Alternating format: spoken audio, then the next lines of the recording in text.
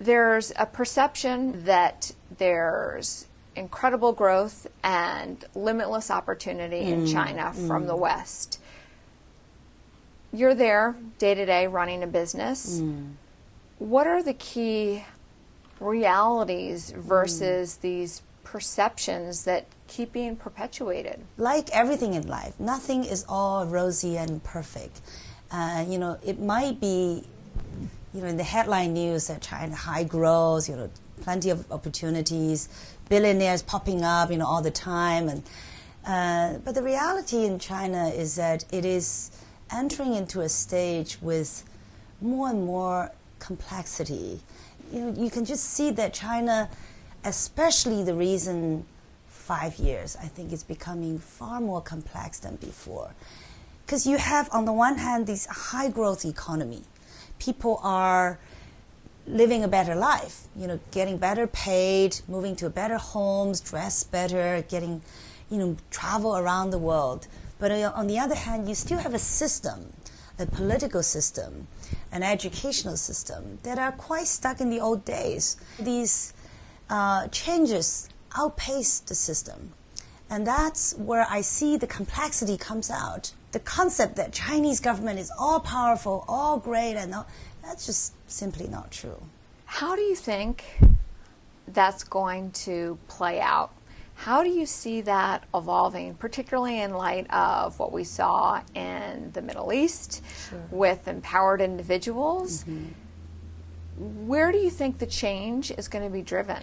Right now, we're at the stage, I don't know if you know, there's a Chinese Twitter called Weibo. It came into existence about 2 or 3 years ago. In China, it is the window for people to get instant information on what's going on. Business leaders, political leaders are all using Weibo as a way to get information, to see what's really going on, and also to hear the voice of the people. It's so instant. There's so much. Right now, I think they said they have 140 million Chinese on Weibo. And that's just an incredible universe.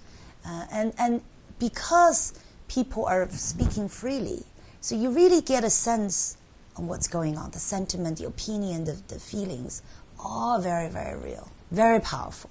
You have 2.5 million? I have 2.5 million followers, and so I pretty much Weibo tweet every day. You have embraced it in meaningful ways, so much so that you talk about political and religious and social issues. Has that been something that has also been a challenge for you in terms of your relationship with the government? With the government? No, I don't think so. I think I have no agenda. I'm just speaking truthfully. It might not be unbiased because everybody is somewhat biased. But I think so long as we're speaking truthfully, and I think that's why people want to follow you, because they know.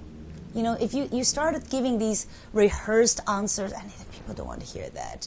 They want to hear this is a real opinion, real story. You have leveraged social media to help build the brand for your business, but also you and your husband became celebrities within the country. Why do you think there was such interest in the two of you? Both my husband and I come from really nowhere. My husband comes from one of the poorest villages in rural China.